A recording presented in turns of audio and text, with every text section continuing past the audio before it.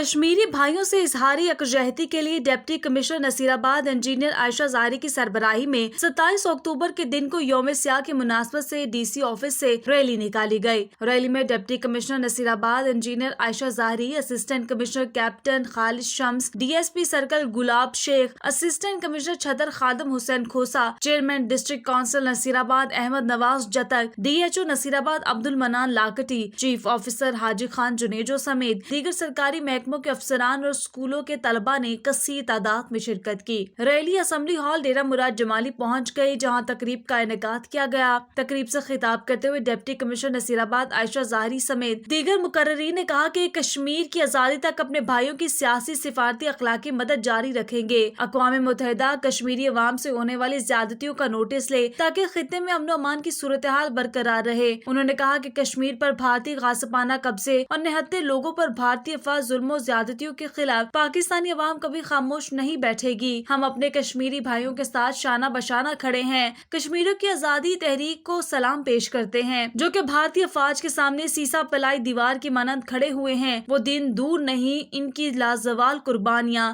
ضرور رنگ لائیں گی۔